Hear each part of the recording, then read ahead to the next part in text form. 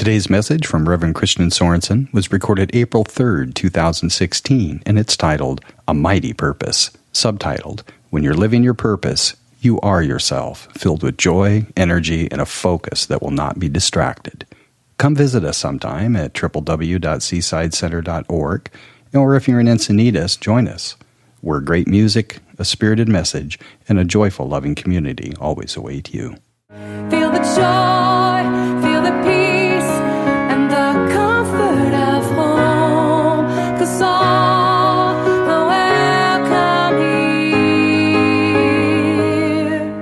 here. Yes, all are welcome here.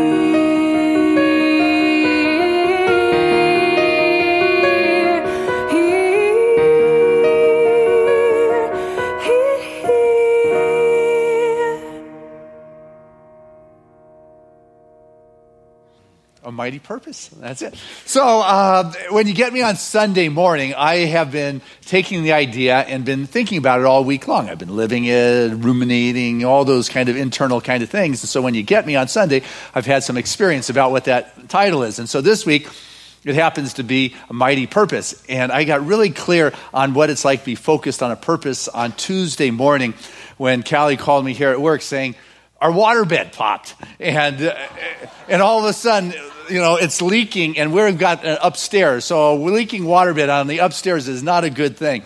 And so in that moment, I became totally focused and on purpose. And there's nothing else really got in the way. And when you're on purpose, nothing seems to get in the way. You are focused and you are willing to go. I canceled out on the morning appointments. I raced on home, and I ran upstairs. The sheets were torn off, so I just put the hose in. I ran downstairs and plugged the hose in and started draining, and out came the water.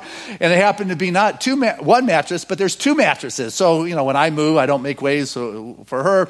And so there's two mattresses, so I have to unhook it, run back upstairs, hook it back in, run back downstairs, hook it in, and then drain it out. And then once it's drained, then you got to pull it out and fill it up again, and then because you got to figure out where the hole is. And so you stick the hose in, you run downstairs, and you plug it back in, you get the water, you run back upstairs, and there's no leak in the first one, so then I got to drag the second one out of the bed, and then I got to get back to work, but because I have to do something through and then I do the second one, and it's late at night, and there's no leak in the second one, which means it's probably in the first one, which I didn't find, so I had to fill it up some more, and I was totally on purpose, and when we are on purpose, it's like you're dialed in. There is nothing that will distract you because you are clear. This is what I am up to.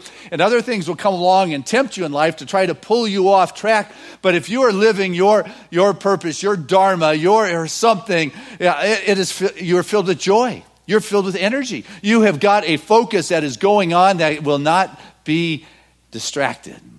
Thomas Merton said that everyone is born with a vocation to be someone.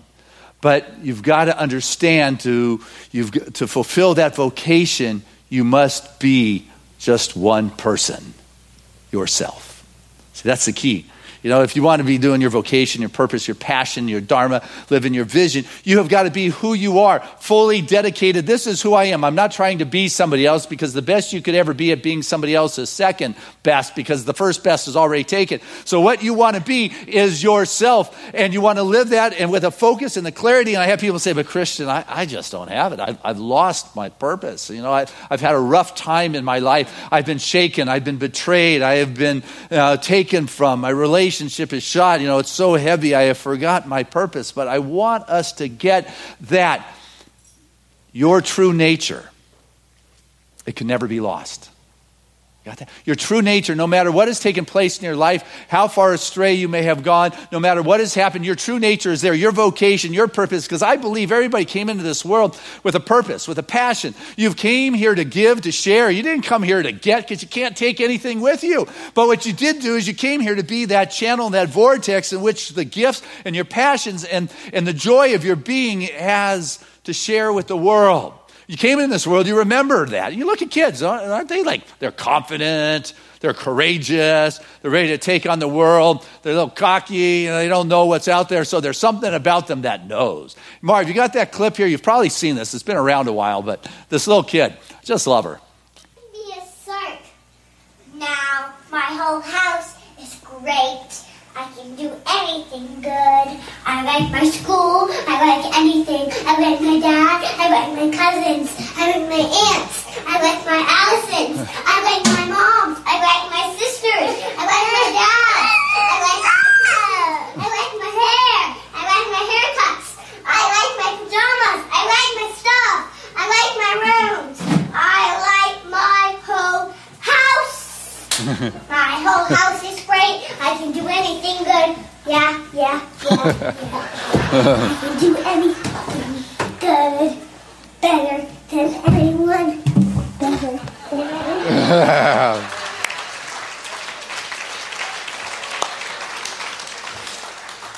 What happened to that little child that you once were? That was confident, that loved life, that knew they could be better than anybody else. I want you to know and get it's still there inside of you, just waiting to be tapped, because your true nature has never been lost. What has happened is we now tend to set our vision on, well, I can probably get there.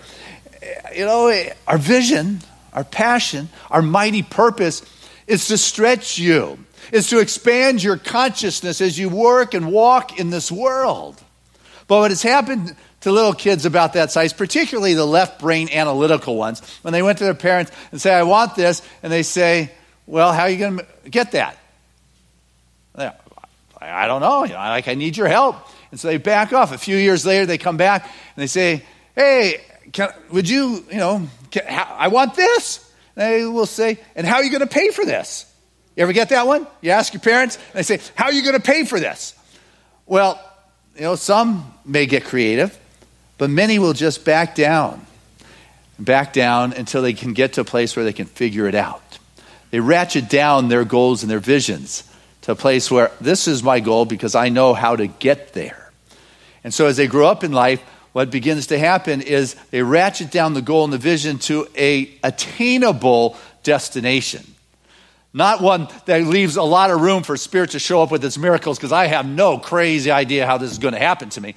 But rather, just one, this is how I can get there. Our vision and our goals and our purpose is not to buy a house or get into a relationship or create a job. Or our goal is to stretch our consciousness, to expand to a greater state of being. So I have so much more to be able to bring to this world which I live, to be able to bring to the family and friends of my life that are around me.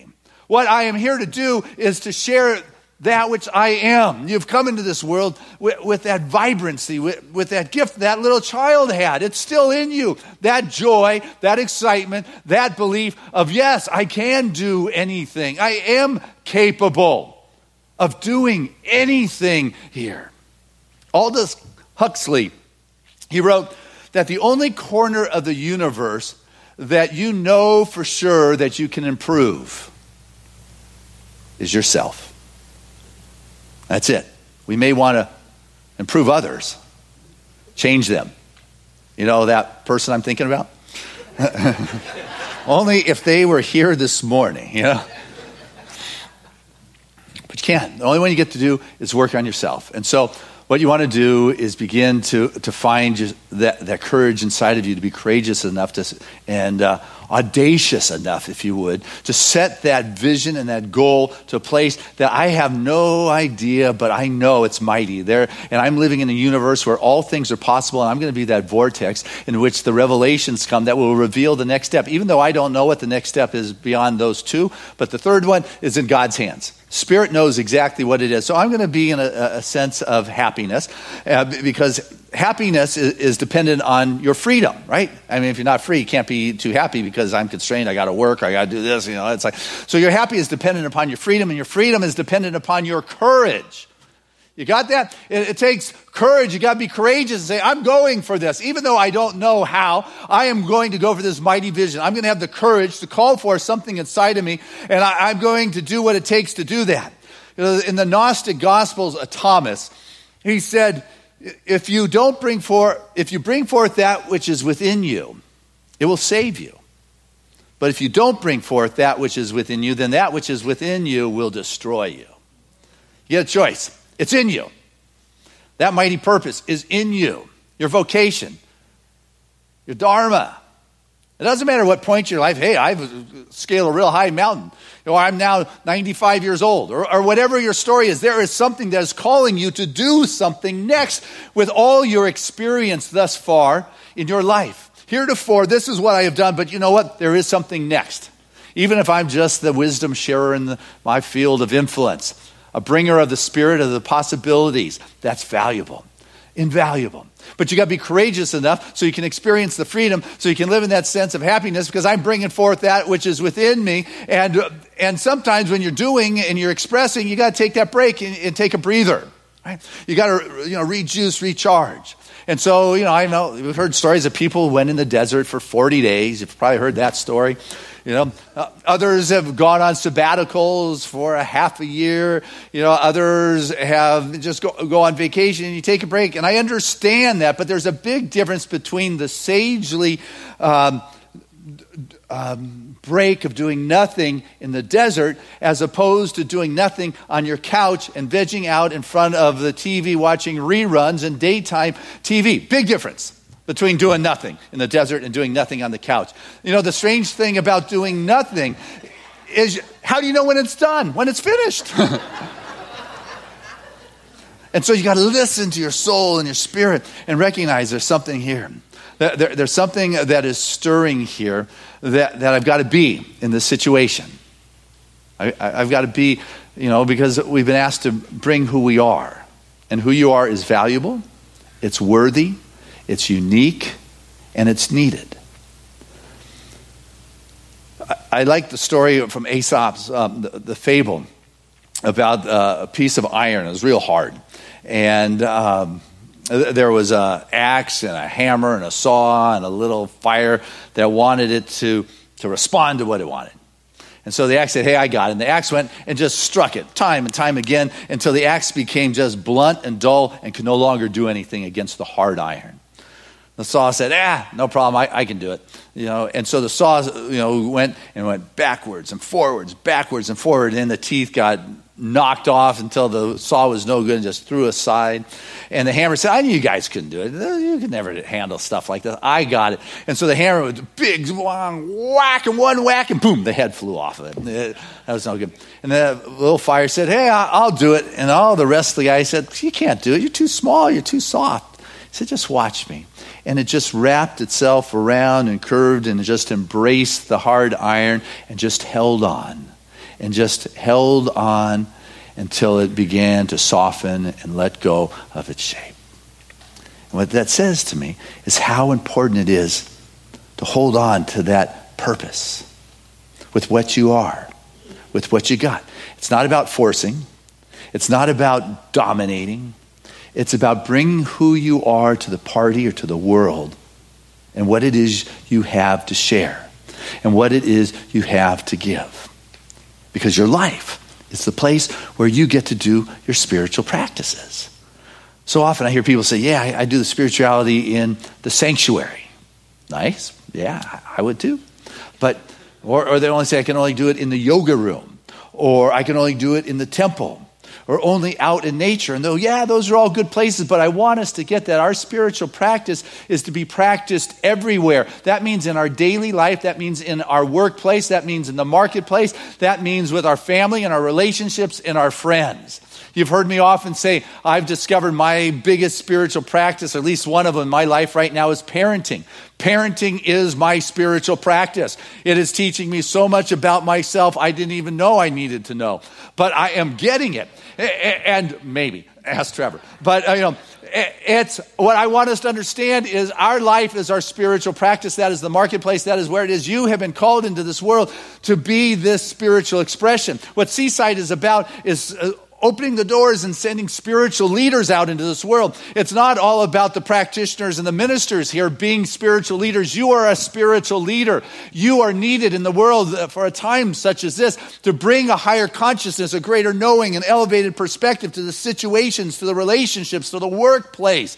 You've been charged with this spiritual vibration, and you are the one who gets to bring it forth into your life everywhere. There is no place. And as you begin to do this, as you begin to live your mighty purpose, what happens, at least I've discovered, is that the most fulfilling times is when you come up to the challenges, when you have got to fight and wrestle and figure out, how am I going to get through this tough time? And what is amazing with your Dharma, it is those dharmic challenges that feel so good when you have moved beyond that wall or that block. Have you ever gone through one that you had to work with and work and wrestle with? And when you got through, it was like, yeah. Some of you. Well, I'll tell you from experience. When you are doing your thing, you come up to these crossroads, and you get to begin to do your work. And as you continue to do your spiritual work, what becomes what sometimes is an effort, like when I was writing my new book, getting up at 4 o'clock every morning was a stretch to my regular routine. But all of a sudden, I went with it, and what was an effort became effortless. All of a sudden, I was waking up at 4, and the eyes would pop open, and I couldn't stay in bed. I would roll out, and I would start, typing away and creating. And then I'd meet with Lori Gertz on Wednesday, who is a masterful at her vocation of sculpting these abstract ideas and making them literary masterpieces. And all of a sudden, that which was an effort becomes effortless. The musicians who work on their music so they can lose themselves in the song. The dancers who work on their routine and their body and all that so they can lose themselves in the dance. Your purpose is for you to continue to do the wrestling and the fighting and whatever it takes. So when you get to that place, you're able to lose yourself in the moment, and the mighty expression of God takes over your purpose. And those pieces a couple steps out that you didn't know where they were coming from all of a sudden become apparent because the synchronistic wisdom of the universe is coming together right at the vortex where you're at. I have been at the crossroads where I'm saying, oh no, I don't know which way to go. Either way seems pretty tough to me. Maybe I should go with the easy one. Bringing forth this new class that I am doing. When I do classes, it's good. It is juicy. It is high energy. It is high octane. There are processes, and I know where you're going and what it is I want you to get. And it is fast paced, moving like a Sunday morning. It's like, yeah, this new class is not that. And it is, I'm noticing, stirring up this little extra energy in me. But what I know is that I've spent the last 35 years working to get to this place where it's now stepping to a place where it is not about what I want you to get and to give you, but to create a vibration for you to step into where you can begin to experience the oneness and have the mystical kind of experience. Ernest Holmes created religious science and gave you the tools on how to. But by the time he wrote his last book, The Voice Celestial, which I got to do the intro to on the reprint, he said that he's leaving behind the law of cause and effect for the mystical, for grace, for where things begin to pop more on the quantum kind of level, where all of a sudden spirit begins to show up in our life. Well, my job with this class is to move beyond my controlling of the processes I give and to cast a vibration or a frequency so everyone who is involved there can begin to experience that presence personally that is beyond my description or what it is I have to say, so they can personalize it into life and look from a mountaintop to look down in the world and see, this is what is going on. This is what I have created. This is where this could go, or this is where that could go, all in one particular point. And so I'm sharing with you my, I won't say trepidation, but my extra energy around opening up the space for a new kind of experience that is beyond what I can think about, but that I can trust you in your connection with the infinite and the absolute. And I wish I would know how it was going to turn out. See, I'd be a lot more comfortable that way. Yeah. And I'm just trying to be upfront with you here, or authentic. And it doesn't matter if I have done this class. I taught mysticism for 3 years, Carolyn Meese's book. And every class I said, man, this is good stuff, but it's like Catholic with separation, God out there. And I kept saying, I'm going to write my own book. Well, I finally did it. And so I'm at this place where it's like that crossroad. It's now a step out into a place, and I want to know. But the timing isn't yet for me to know. It can only be experienced.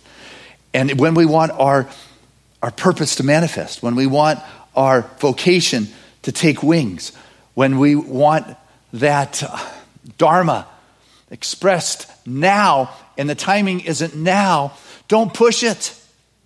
See, that's a tough one. When you want to know now, when you want it now, but the wonderful analogy of pregnancy, the first few months, it's kind of okay. I mean, there's some morning sickness. I mean, I wouldn't want to do it, but it's okay. But about 6 months in, I guess the back starts hurting, and the body gets a little bit sore, and the sleeping gets more uncomfortable. The feet start swelling. The emotions are controlled not necessarily by you, but by hormones. And by 8 months, it's like, that's enough. I'm ready for my kid. I'm ready for this child at 8 months. Now would be a very good time, God.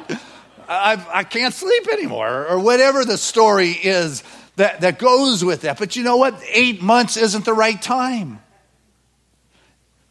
It's 9 months. And to have 8 months, it's possible, but it's not for the high. It's not. There's more growing that needs to take place. There's more that needs to happen here. Well, when I want my vision to manifest now, and it's not time, you don't want to push it. Though I am assertive when it comes to making goals and dreams and visions happen. I mean, I'm kind of open to prying open doors sometimes, but if you find you got to kick down that door to get through, it just may not be your door to go through right now. I've seen a lot of things done right at the wrong time. You know that one? You do it rightly, but at the wrong time, and it still doesn't work. You've missed it. It's all about that divine timing. It is all about that sense of trust. It is all about that sense of rhythm. Be still here. I got to be still, and be still and know. Be still and know that I am God. I've got to listen here and trust and know that I've been put here for a divine purpose. I have got something that I came into this world to do that is nobody else's to do. And I know that I got to do it wherever I am in my life now, and know that there's a vision that I'm moving forward in life, because my life is about a progression and sharing and expressing, and it changes from time to time, and I'm going to be courageous enough to believe that which is inside of me. I may not, actually see it yet, but I know it's there. It's moving me in the right place. And I've got to stand true to that and not make things happen too quickly, before it's time anyway. You can't force it. There's a story of a herdsman who lived out in the plains raising his cattle, and there was nobody out there. He lived alone. But he loved what he did. He loved his cattle. Those were his companions. He'd take them out in the morning and they'd feed them, bring it home in the morning. He would milk them, take them out, and bring them back. And one morning he went out and they had dried up. There was no milk. So he took them out to a beautiful green pasture and brought them back that night. And the next morning went to milk the cattle and nothing. And so he took him to this beautiful, lush green meadow along a river, had the best, and brought him back to the corral and the stables and closed the gates. But instead of going to bed, because he didn't think it was quite right, he stayed up all night. And he was watching, and all of a sudden, in this moonlit night, these clouds parted, and there was this moonbeam that came down out between those clouds on into the stable, and down walked in this moonbeam 3 gorgeous women. Their hips swaying, their hair blowing in the breeze, their skin shimmering under the moonlight, with 3, each had a calabash on their head, and they came down the moonbeam, and they sat down, they started milking the sows, and he's just enamored. And then all of a sudden I said, wait a sec. He came to his senses, like, these women are stealing my milk. What's going on? And he jumped up and he chased after them through the stable. And 2 of them ran back up the moonbeam. And he got hold of the 3rd one. And they watched the clouds close, the moonbeam disappear. And now there she is. And he let go and they just looked at each other. It's like, now what? He said, well, since the cows are milked already, you want some tea? So they went in and they had some tea, and he realized, how beautiful she is, how lonely he had been and asked, would you marry me? And he moves quickly. Yeah, it's a story. Probably figure. It does. In my story, he's telling. Timeless, So, but she said, yes, but I've got to go home and get some of my things first, and then I'll come back. And he said, but if I let you go, how do I know you're going to come back? And she says, you don't, but I will. And so he waited all night and waited the next day. And that night, the clouds parted down the moonbeam right onto the cattle. And down she came holding this one basket, a tightly woven basket with a lid on top of it. And she said, I will marry you under one condition, that you never look inside this basket. The day you look inside this basket, I've got to go.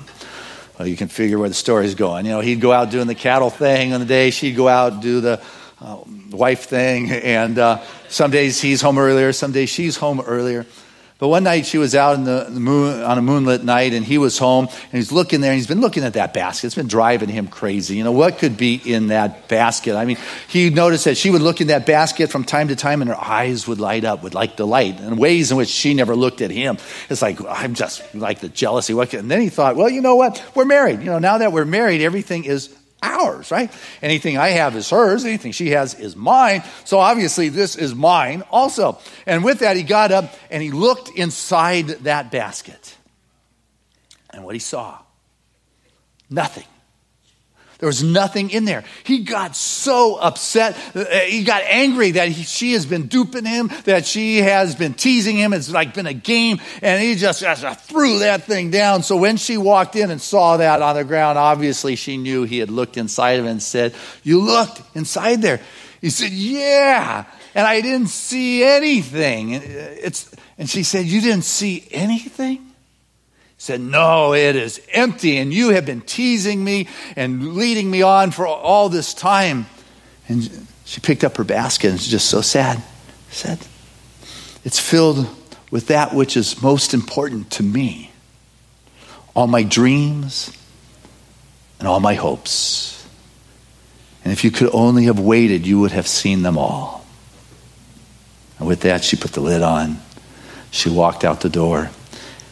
And up the moonbeam, clouds closed, and that was the end of her. I share that story. Is that we just got to have that patience inside. We've got to know that we have been given a glimpse of the possibility of that purpose, of that dharma, of that dream, of the vocation, of the vision that we have been entrusted with. And I may not know, but I've got to know that God does. And that I have been given everything that would ever be needed to fulfill that. And I came into this world to fulfill that. Just as that little kid was dancing up there, I'm the best, nobody better, I love my house, I love where I am, I got it all. That child of deep knowingness is still part of you that is able to look upon that vision inside that basket with delight and know it's on its way, and use me, God. I'm available. I know there's only one spirit, there's only one life, and I'm one with that. There's no separation out there. And when I can come into that alignment of what spirit is, and I do my treatments, and my treatments help get me to that state of consciousness or that vibration where I'm on a higher place where I don't even need words anymore. There's a click. It's like, yeah. Just that time when you came up against the challenges of your purpose and you moved through it and you were in that zone. Just like that time you were so focused on your purpose that there was no distractions that could call you off your path or your course. That is what happens when you begin to be like that little child who can still trust that something that is inside that basket of your being that is just waiting to unfold itself. If you could just wait and be patient long enough and do that which is next for you to do, then everything that is inside will be yours to experience. God bless you as you bring forth that mighty purpose. Love you.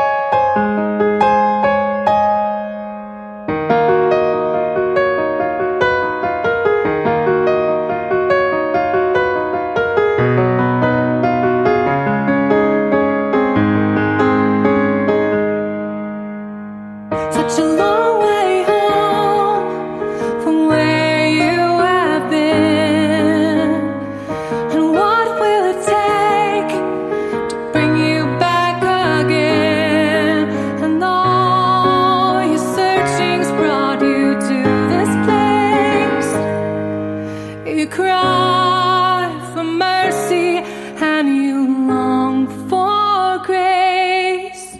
Feel the love, feel the light. Won't you come in from the cold? 'Cause all are welcome here. Feel the joy, feel the peace, and the comfort of home. 'Cause all are welcome here. Yes, all are welcome here.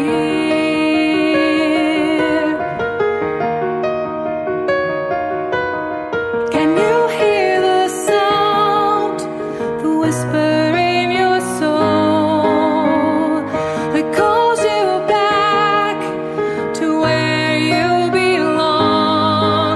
And all your searching's brought you to this place. You cry for mercy and you long for grace. Feel the love, feel the light. Won't you come in from the cold? 'Cause all are welcome here. Feel the joy, feel the peace, and the comfort of home. 'Cause all are welcome here. Yes, all are welcome here.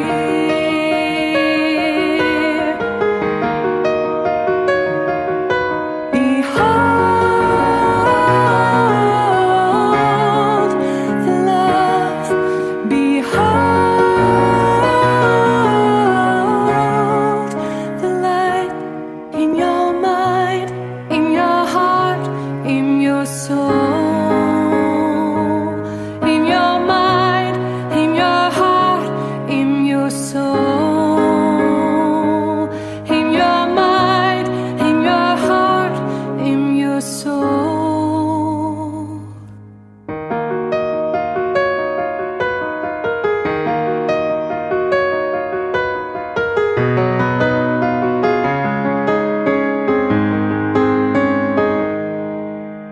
And all your searching's brought you to this place. You cry for mercy and you long for grace. Feel the love, feel the light. Won't you come in from the cold? 'Cause all are welcome here. Feel the joy, feel the peace, and the comfort of home. 'Cause all are welcome here. Yes, all are welcome here.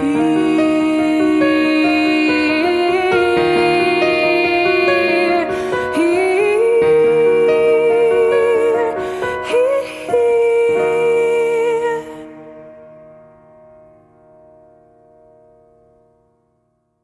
All Are Welcome Here, from the album Path of Light, was co-written by Peggy Lebo and Reverend Christian Sorensen.